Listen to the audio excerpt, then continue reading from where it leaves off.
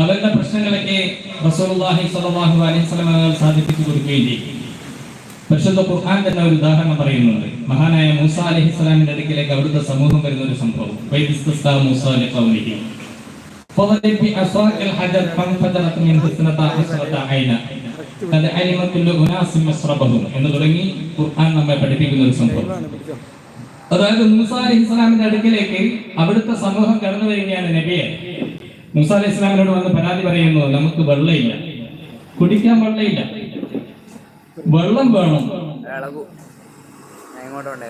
വെള്ളം വേണം എന്ന് പറഞ്ഞ് കിണർ വീഴ്ത്തുന്ന ആളൊന്നല്ല മൂസ അലൈഹിസ്സലാം. അപ്പൊ നമ്മൾ വിചാരിക്കും കിണർ വീഴ്ക്കാൻ വേണ്ടിയിട്ടാണ് മൂസ അലൈഹിസ്സലാമിനോട് പറയുന്നത്. അങ്ങനെയല്ല, കിണർ വീഴ്ക്കുന്ന ആളല്ല മൂസ അലൈഹിസ്സലാം. പിന്നെ വെള്ളം വേണം എന്ന് പറയുന്നത് അള്ളാഹിനോട് പറഞ്ഞ് വെള്ളം ആക്കി തരണം എന്ന ആവശ്യവുമായിട്ട് വരികയാണ്. അതുപോലെ തന്നെ ഖുർആൻ പറയുന്നു, മൂസ അലൈഹിസ്സലാമിന്റെ അടുക്കലേക്ക് വന്നവര് പരാതി പറഞ്ഞപ്പോൾ മൂസ അലൈഹിസ്സലാം എന്താ ചെയ്തത്? അവിടുത്തെ കയ്യിലുണ്ടായിരുന്ന ഒരു വടിയെടുത്ത് ഒരു പാറക്കല്ലിൽ ഒരു അടിയാണ്. ആ പാറക്കല്ല് പൊട്ടിപ്പിടർന്ന് കണക്കില്ലാത്ത അരുവികളായി മാറി. ആ അരുവികൾ ഓരോന്നും ഓരോ സമൂഹത്തിന് വീതിച്ചു കൊടുത്ത് അവരൊക്കെയും ആവശ്യത്തിന് അതിൽ നിന്ന് വെള്ളം കുടിക്കുകയാണ്. അപ്പൊ മൂസ അലൈഹിസ്സലാമിന്റെ അടുക്കലേക്ക് അവിടുത്തെ സമൂഹം എന്ന് പറയുന്ന ആവശ്യം നമ്മുടെ യുക്തിചിന്തയ്ക്ക് അതീതമാണ്. വാസ്തവത്തിൽ ഇത്തരം സംഭവങ്ങൾ വഹാബികളുടെ ഒരു നേതാവ് എഴുതിയ പുസ്തകത്തിൽ പറയുന്നുണ്ട്. ഖുർആനിൽ ഇത്തരം സംഭവങ്ങൾ ഇല്ലായിരുന്നുവെങ്കിൽ നന്നായേനെ, അഥവാ ഖുർആൻ യുക്തിഭദ്രമല്ല എന്ന ഒരു തോന്നൽ ഈ വഹാബികൾക്ക് തോന്നുകയാണ്. ചുരുക്കി പറയട്ടെ, ഏതായാലും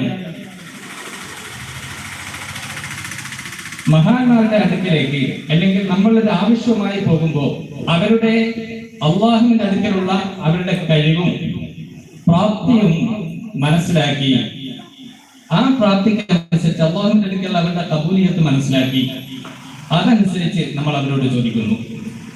ജീവിച്ചിരിക്കുന്ന കാലത്ത് ഈ മഹാന്മാരെ നമ്മൾ ഉപയോഗപ്പെടുത്തുന്നു.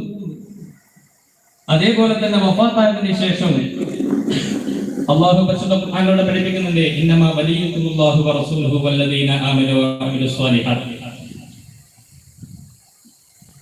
നിങ്ങളുടെ സഹായികൾ എന്ന് പറയുന്നത് അല്ലാഹുവാണ്. അല്ലാഹു നിങ്ങളുടെ സഹായിയാണ്. പിന്നെയോ അല്ലാഹുവിന്റെ വലിയും നിങ്ങളുടെ സഹായികളാണ്. അവന്റെ അംബിയാവും നിങ്ങളുടെ സഹായികളാണ്. അല്ലാഹു പരിശുദ്ധ ഖുർആനിലൂടെ നമ്മെ പഠിപ്പിച്ചത് ഇന്നമാ വലിയുക്കുമുല്ലാഹു വറസൂലുഹു വല്ലദീന ആമനു അല്ലദീന യുഖീമൂന സ്വലാത്ത വയുതൂന സകാത്ത വഹും റാകിഊൻ. അല്ലാഹുവും അവന്റെ റസൂലും സൽക്കർമ്മങ്ങൾ അനുഷ്ഠിക്കുന്ന മുഅ്മിനീങ്ങളും നിങ്ങളുടെ സഹായികളാണ് എന്ന് പറയുമ്പോൾ ആ സഹായം അത് അവരുടെ മരണം, ജീവിതം എന്ന മാനദണ്ഡങ്ങളില്ലാതെ ഏത് സമയത്തും അവരെ നമുക്ക് ഉപയോഗപ്പെടുത്തുന്ന പതിയുന്ന ഒരു പതിവ് മുസ്ലിം സമൂഹത്തിനിടയിൽ വളരെ വ്യാപകമായി യാതൊരു പ്രശ്നവുമില്ലാതെ ആ സുബിക്കി റളിയല്ലാഹു അൻഹു പഠിപ്പിക്കുന്നുണ്ട്. ഇമാം സുബിക്കി റളിയല്ലാഹു അൻഹു പറയുന്ന ഒരു വാക്ക് കേവലം അന്നഹു യജൂസു വയഹ്സുനു തവസ്സുലു വൽ ഇസ്തിഗാസതു വതശഫഉ ബിന്നബിയ്യി സ്വല്ലല്ലാഹു അലൈഹി വസല്ലം ഇലാ റബ്ബിഹി സുബ്ഹാനഹു വ തആല വജവാദു ദാലിക വഹസ്നുഹു മിനൽ ഉമൂരിൽ മഅ്ലൂമ ലികുല്ലി ദീ ദീനിൽ المعروفة من فعل الأنبياء والمرسلين وسير السلف الصالحين والعلماء والعوام من المسلمين.